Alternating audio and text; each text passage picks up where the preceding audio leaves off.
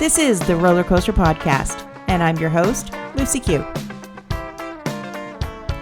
Life is a wild ride. It has twists and turns. It's scary, exciting, and downright fun. So throw your head back, arms in the air, and come along with me for the ride. Life is like a roller coaster, baby, baby. I wanna ride. Thank you so much for joining. Today, I'm going to be chatting with Jill Keuth about living with uncertainty. And if there's ever been an uncertain time, it's what many of us are going through now. I personally have never been through anything like this before. And a couple of weeks ago, I received some news that made me feel like my entire world was crashing down on me. Fortunately, a couple hours later, through a professional organization I'm part of, there was a webinar. And Jill was there to guide us in sharing some important information. And I honestly went from feeling like I was on a downward spiral to coming right back out of it. And everything that Jill shared was just so important and so relevant. I felt it, I was compelled to reach out and ask her to join me on a podcast. So I'm so excited to have her here today. Jill, why don't we start off with you just telling you about a little bit about who you are?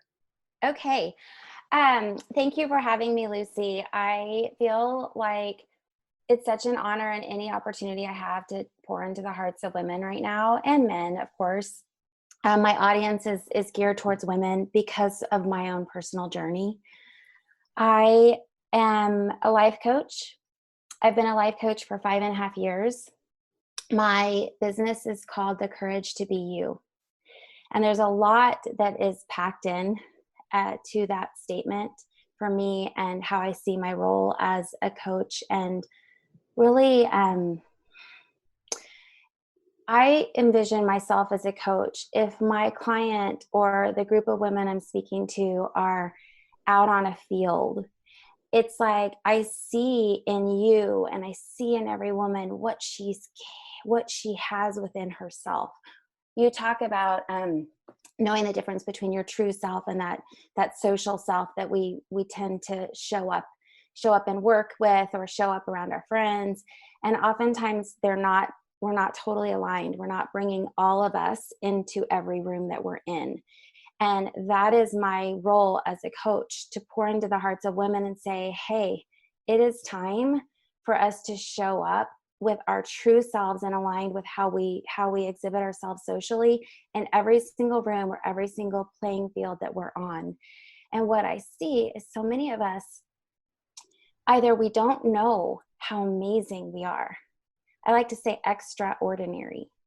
I don't know about you, Lucy. I feel I'm very ordinary. I'm a very ordinary gal. I was born and raised in Oklahoma. I was fortunate enough, I've been to Ottawa, a beautiful city, yes. I am a typical ordinary gal who, when I went to see my very best friend's soul sister who lived in Ottawa, I went for her wedding. We're driving down the street and there are these gorgeous buildings and they kind of look like government buildings. And I'm like, is this the capital of Ontario? And my best friend, I was like 23 at the time, she and her mom looked at each other. I'm like, oh my God, I'm a typical American. I don't even know where I am. In those days, something like that would completely demoralize me. I was so humiliated, so embarrassed, so cliche. And fast forward 20 years from now, I can show up in any room I'm in and say something or not know something. And I know no matter what, I'm enough. I believe that we're all extraordinary. And so many of us as women, we either are disconnected from it, we don't remember our extra, we've been told our whole lives just to see the ordinary or maybe even less than ordinary. And so at a time like this, when so many of us feel like we're on this downward spiral, it's so cool that you use that term. Like, I felt like I was on this downward spiral and then, wait a minute, I can get back up again. It is the roller coaster. And that's what's so cool about what you do in your podcast, is this truth about life, that it is a roller coaster. And we're going to always have times in our lives where we feel disoriented. Why is this happening to me? I don't understand. This wasn't my plan. What's going to become of me? Who am I? How do I navigate this? And if we are so detached from the extra in our ordinary, and life takes us in a turn that we didn't plan, those two coming together can put us in a really, really difficult position, where fear can overcome us, and despair, and all the things.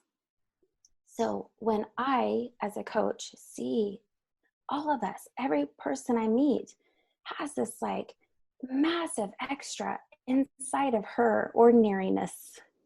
And life is always going to, it is always going to pull us off our plan. It always will. I have never met a human being who didn't have a human middle life or older adult being. It can depend on the age. I do prefer to coach women more midlife, because some of the 20-year-olds I've coached, they don't know that truth quite yet. When we can accept that this is part of the human journey, we don't have to put as much of a story onto it. We can start to understand there's a cycle that we go through when we hit these hard times. And that's what I want us to talk about today. It's a really hard line. And Lucy, you heard me talk about this on the webinar. In a period of time where we are in a collective, massive space of fear and uncertainty, it's a real fine line to walk for someone like me to come in and be like, let's talk about hope.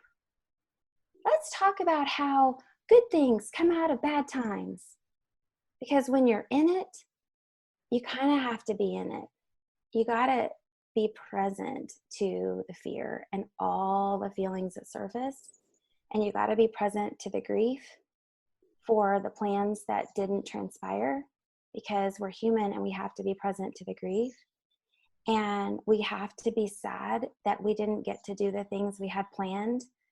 I mean, my heart for all these precious, extraordinary humans who are graduating this year, I just got chills running through my body again. Yeah, my youngest was due to graduate from grade 12. And I have two nieces as well. And there's just, it was just this point in their lives that they've been working towards. And in fact, when they started kindergarten, I saw a lot of news reports coming out about, the kids that'll be graduating in 2020. So there was a lot of buildup. And then all of a sudden it was just like full stop. Yeah. And, graduation and prom is sort of that turning point for a lot of people. That is that step from being, a kid to being an adult. So, it's a lot of people are trying to brush off some of the emotions that we're feeling through loss in all of this. And, they're trying to compare it to past events and diminish what our feelings are because somebody at some point in time went through something much worse. And I don't find that fair. I don't find that fair at all. I think we have to be honest with what we're going through and share our stories. I mean, so much of what you just said hit every point that I've been through in the past and what I felt that day that I joined your webinar. Because when I found out the news, I did what everybody tends to do. And I immediately attached my future outcome based on my past experiences. And a very important point that you reminded me of in that webinar was just because it happened in the past doesn't mean it's going to happen again. It's my choice how I react to it. And it's my choice to rewrite that story. And that is exactly what I did, is I took a lot of the points that you shared in the webinar and I got up the next day and I recreated how I saw everything. And it really did change the outlook of where I was. I went from, coming, when you're on I love roller coasters, but when you're Yeah. at the top and you're getting ready to hit that bottom, you just feel it in your stomach. And I went from that to the next morning, I got this. I don't have all the Yeah. answers. I don't know what's going to happen, but I'm okay. I'm okay with not knowing, because I think for the most part, certainty is an illusion that we create for ourselves. And nobody could have predicted what we're going through. But I think we've always had this massive uncertainty that nobody's been willing to admit to. 100%. Life's never been certain, ever. There's no certainty ever. And when we, if we have been on this self-awareness journey as you and I have, we can look back or remember who we've read or what we've learned. And people like me have been trying to tell us this. And yet we don't hear what they're saying because we're too focused on our plans to put in all kinds of structures. So we feel like we're creating certainty. And what the truth is that the more as humans we try to control and create false certainty, the less we are inviting ourselves to connect and play with how we're being guided in a magical way. And that is what uncertainty has taught me. I too went through the same in the beginning of this pandemic. I noticed the massive waves of fear rush over me. I always joke that, it's a joke in my family that I'm so focused on self-awareness and I try to be so conscious in how I parent my children that I'm totally going to fuck them up anyway. So, it doesn't matter what we do or how great we try to be, like it's our role as parents to screw up our kids. So I always say that I'm just keep putting pennies in the therapy jar. Like, I will pay for your therapy. And we have a joke around here that if anything, they're going to need therapy, because when anyone gets sick around here, I'm like, we're not sick. Like, it's this bizarro weird thing. I'm the most nurturing person, except for if you're sick, I can't even handle you. It's so weird. It's just a really weird thing. I don't know what it is. My kids make fun of me because I'm always like, it's not bleeding that bad. Right. You're not that sick. Right. We can do hard things, people. Yeah, and there's been a couple, I have two boys, so it was always like, yeah, you're fine. And I can remember a couple of times I ended up having to take them to the doctors, and I'm like, oh shit, they really did have strep throat. Right. Exactly. Yes, totally. So it was very interesting to me when I wasn't sleeping at night because I was so afraid. I noticed what's going on. I got into the fear of this unknown virus and what it would mean if I got it, or I ended up in the hospital, or my husband, or what if one of my kids and I couldn't be there with them. And that's not my typical MO, as I notice fear really fast and I can get to the present moment. One of my favorite tools is tap your leg. And it's the weirdest thing. So Lucy, you can do it right now. And anyone listening, if you're driving or even on a walk, you can tap your leg and it brings you right back in the present moment, because you're like, this is super weird. Why is she having me tap on my leg? And you can't think of anything else. And then we can breathe and go, okay, in this one moment, I'm okay. I am okay.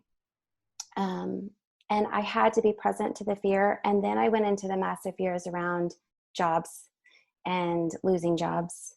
And, what will become of us if, in America, if my husband loses his job, we're not going to have insurance.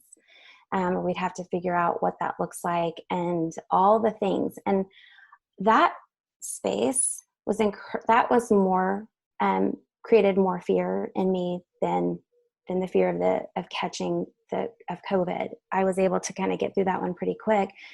It was the economic, it was the fears of job loss and what would that mean. And in that space, I had to take myself to worst case scenario. And worst case scenario is we will not be homeless. We will not be homeless. If and this is where our minds take us. I can remember my son is 15.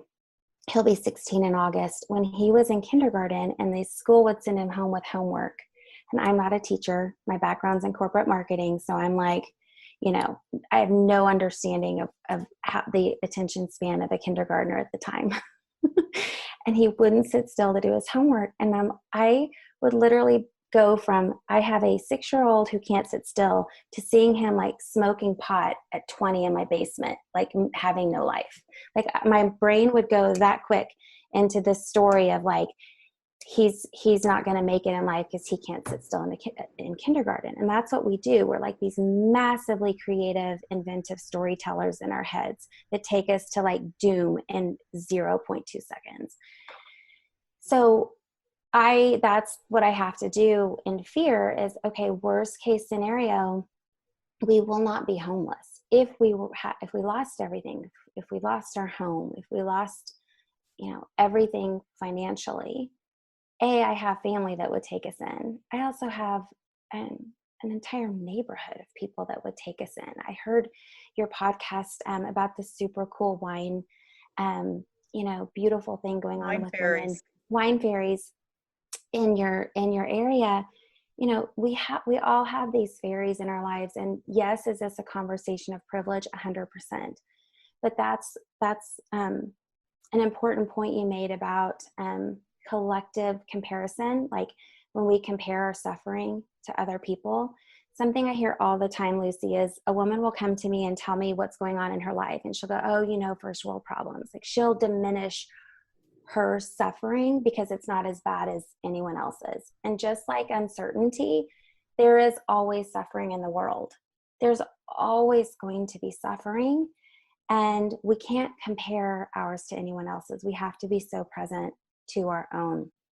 I'm winding around like a roller coaster, touching on a whole bunch of points. So let me pull this together and then let you ask me some questions.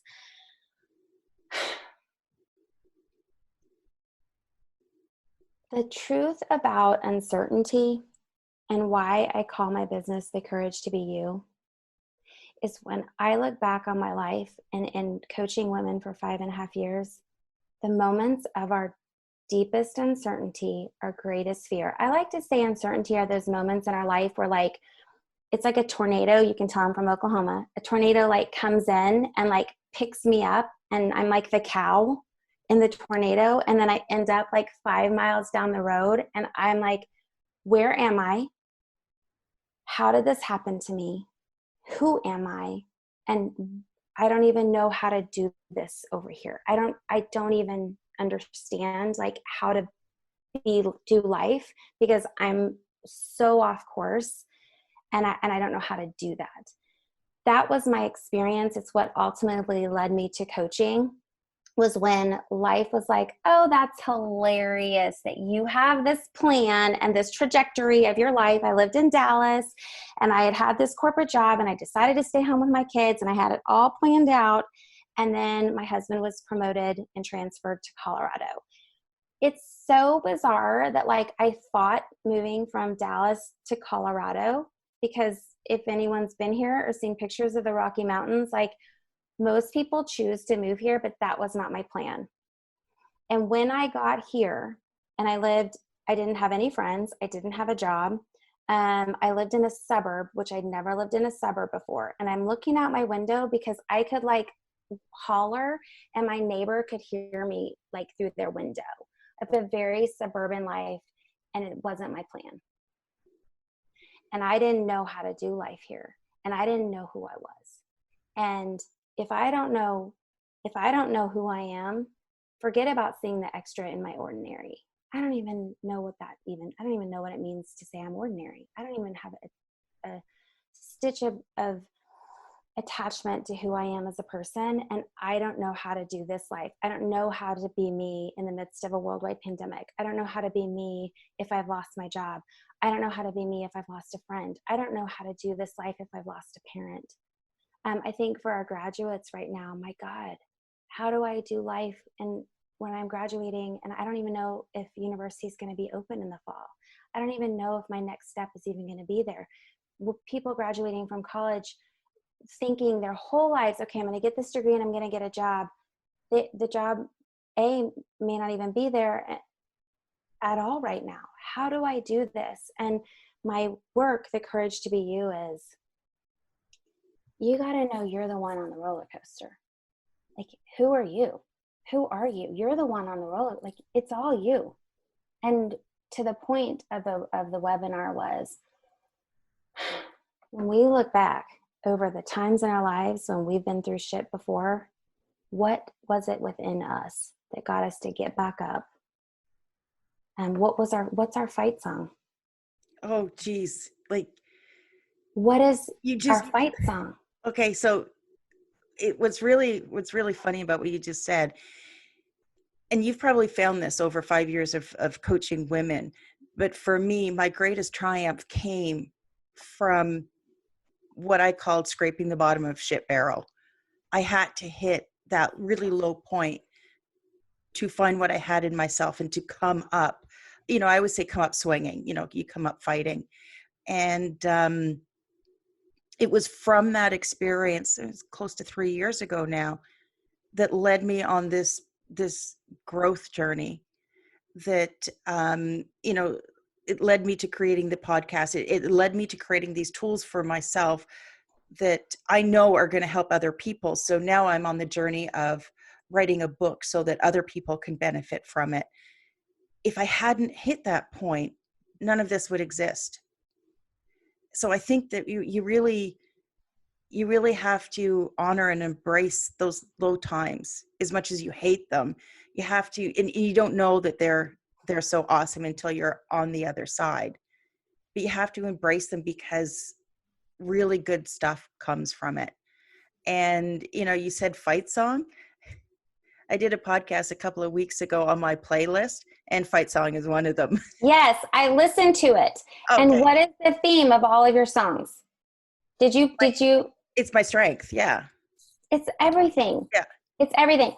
I realized recently, I used to say for all these years, like, women will come to me and, okay, let me tell you this. From a marketing perspective, it's very difficult to market and define language for what I do, because no one's going to come and say, yeah, can I hire you to coach me and pay you a lot of money? So when the shit hits the fan, all that uncertainty, I know how to navigate it, because everyone's too busy avoiding that uncertainty exists.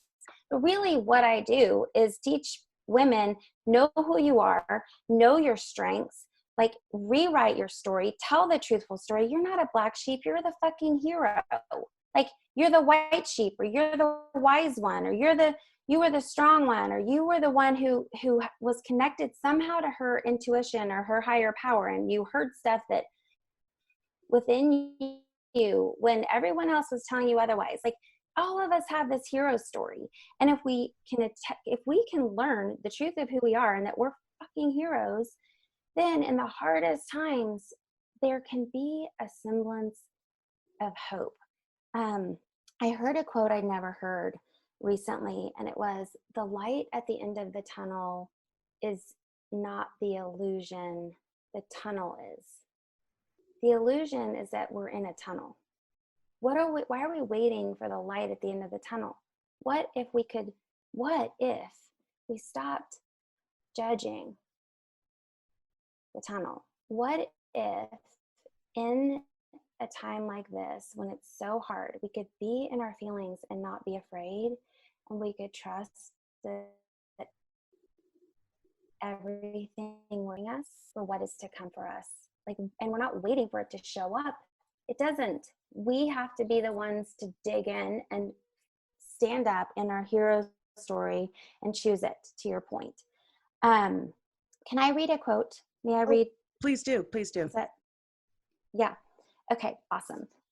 Okay, I wrote a chapter in a women's anthology, and I didn't call it uncertainty. I called it our dark times, because what happens when we are in uncertainty, whether it's a worldwide pandemic or we've lost a job, even when we choose a promotion, or we choose to go to a new company, or we choose to move, we still will go through this change cycle. Martha Beck, if I want to reference her, because she's she was really how I got on the journey to become a coach. And she's where I learned about this cycle we go through.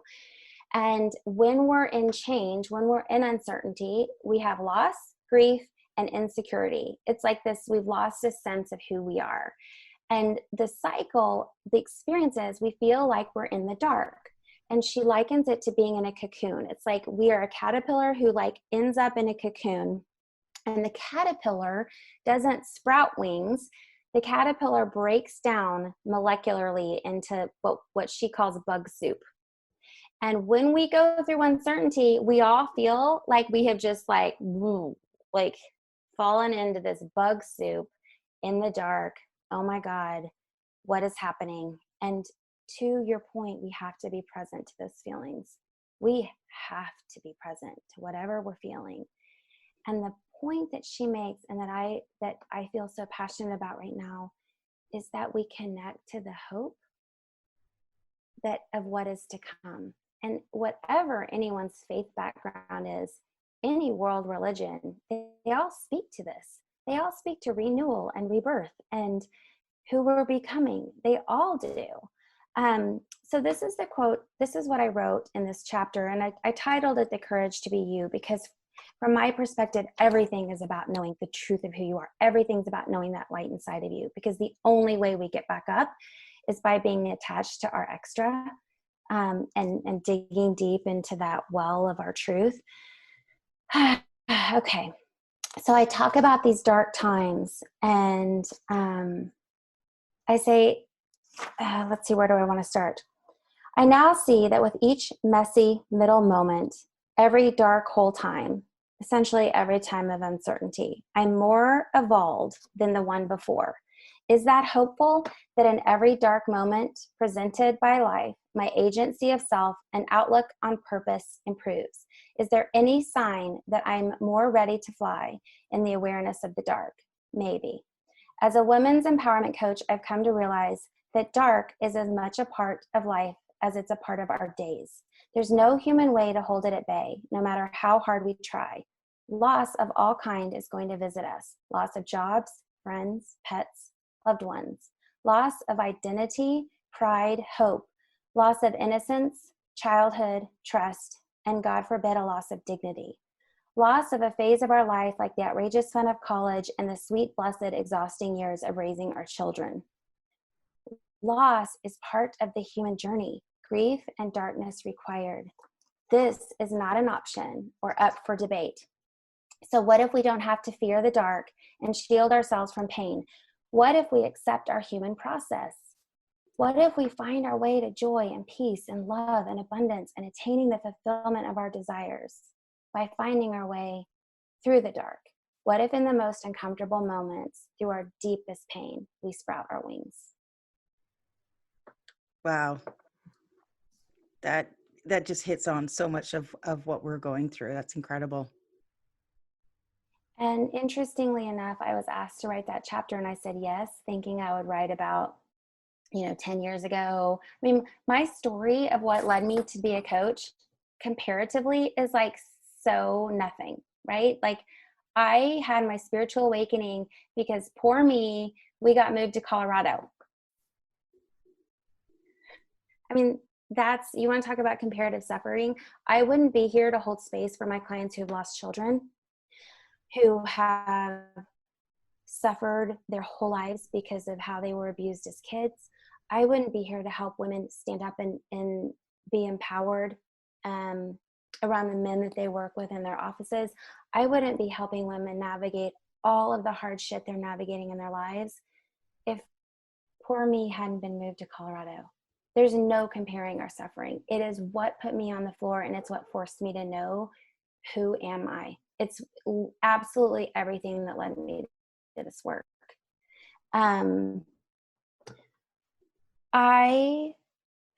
When women come to me and they say, here's why I'm here, here's what I'm going through, first world problems, something is missing. Like I've built this life and it was supposed to give me more than what I'm feeling, essentially. Maybe I'm married. Maybe she's not. Maybe she has a career. Maybe she doesn't. Maybe she has a beautiful home. Maybe she lives in an apartment. But however she set her life up, trying to guide it towards all this certainty, all these promises.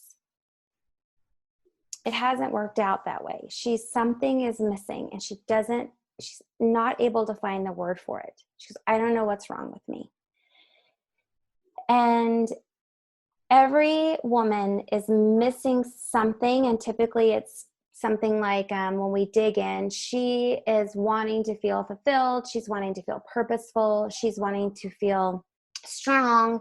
She's wanting to feel love. She's wanting validation. Like, there are all these things, but what I've realized, what she's missing, what we all tend to start to miss, is hope. We get to these points in our lives where we lose the sense of hope. It's like we're so focused on structuring the life to make us feel the way we want to feel that we forgot how to feel it. We forgot to see it's right here in front of us. And that's the beauty of the roller coaster. It's like, whether you love a roller coaster or you're scared shitless of a roller coaster, there's hope that you're going to have fun on that roller coaster. Why else would anyone get on the damn thing? We get on there because we're hoping to feel something that we don't feel before we pay a gazillion dollars to go to the, park and sweat and, do all the things. I'm thinking of my experience going to roller coasters, being in Oklahoma and Texas. My God, you're going to be so hot. You're going to be so gross.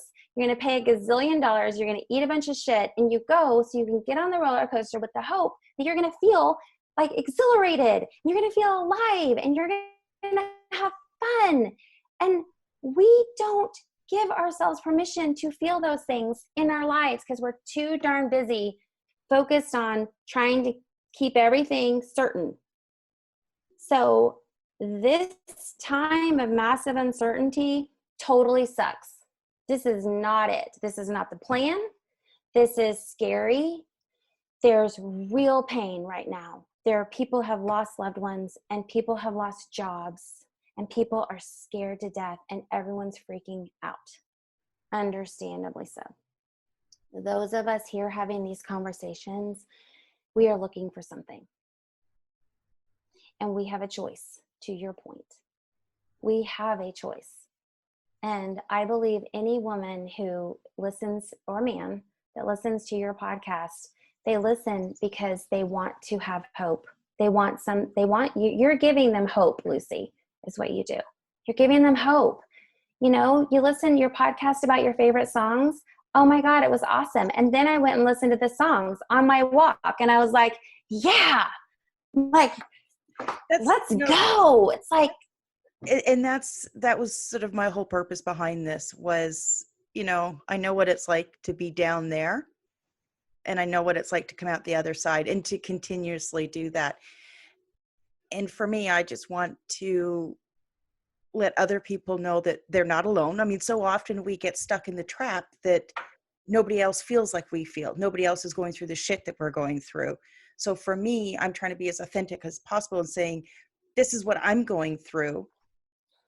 Either you're not going to feel alone, or somebody I'm speaking with, or a resource or a tool I bring forward is going to help somebody. And, that's what I hope. That's what I hope everyone gets out of this. Now, Jill, you have so much valuable information to share with people. If somebody wants to listen to, more of what you do or get in touch with you, what's the best place for people to reach you? yes. Okay. Instagram, you can find me on Instagram, and it's my name. It's Jill Keuth is actually how you pronounce it. Apologies. It's Jillk. I should have told you before. Nobody knows. That's I met my husband in college way before internet. So I thought I was dating this guy. Everyone called him Coit. So I thought I was dating Coit for like a long time. And then when I found out, I was like, oh my God, I don't even know who you are. This is a little creepy. Instagram is Jill Keuth, Keuth. My Facebook is Jill Keuth Life Coaching. And I have done so many Facebook Lives over the years that anyone can go back and listen to, and they're titled by subject. My one that got a lot of hits, well, I did one about putting on 30 pounds recently. That got a lot of hits because I think it helps other people know they're not alone. Because let me tell you what, COVID hit, and I literally started buying Pop-Tarts.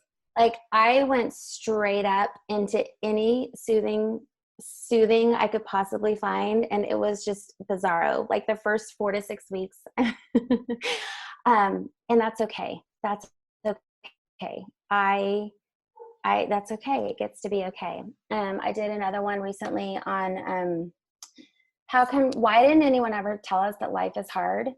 And my whole point in the Facebook Live was, well, nobody ever told us it was easy. So like, pull up your big girl panties. Like, we can do hard things. So you can find me there, Jill Keuth Life Coaching, and my website is my name also. I will say this and close out, and let you close out. Me too. Brene Brown says the 2 most powerful words in the English language are me too.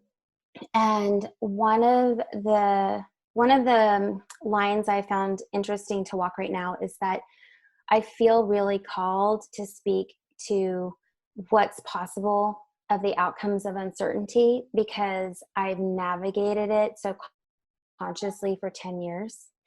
And I feel so called right now to give people hope, because we can look most places and be held in the sadness and despair. Sadness and despair and fear are required for this time. When I was writing this chapter in Ready to Fly, and I was speaking to this cycle and, how we find ourselves and how we spread our wings, it was the most challenging thing to write, because I'd been asked to do it a year before. And at the time I was writing it, I was navigating another one of my kind of kitchen floor, spiritual awakening, super down in it times of uncertainty in my life.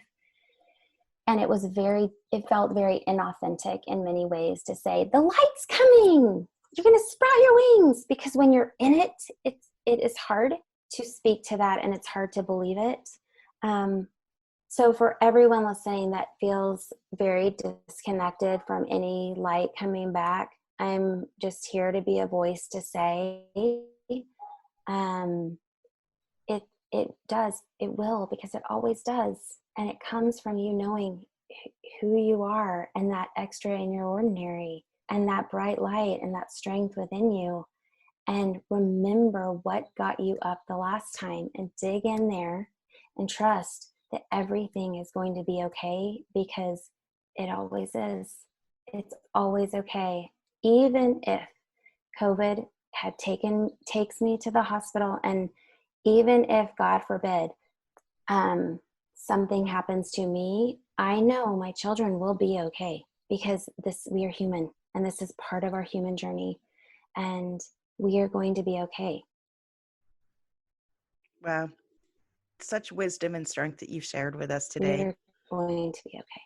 It has been an absolute pleasure chatting with you, and I look forward to when we can get together and talk some more. Thank you so much. Thank you for having me, Lucy, and thank you for doing what you're doing and putting hope and fun and exhilaration and possibility out into the world. Thank you. Have a good one. You too. Bye. Take care. Thanks for listening to this episode of the Roller Coaster Podcast. Want to chat or share your ideas about today's show? Pop me an email at hello@therollercoasterpodcast.com. Don't forget to connect with me on Facebook and Instagram at The Roller Coaster Podcast. Our theme song, Roller Coaster, was performed by The Lucky Setback. Audio editing by the one and only Jeff Quigley of Quigley Creative. Life is like a roller coaster, baby, baby. I wanna ride, ride, ride, ride. Life is like a roller coaster, baby, baby. I wanna ride, ride, ride, ride, ride. Roller coaster. Ride, ride.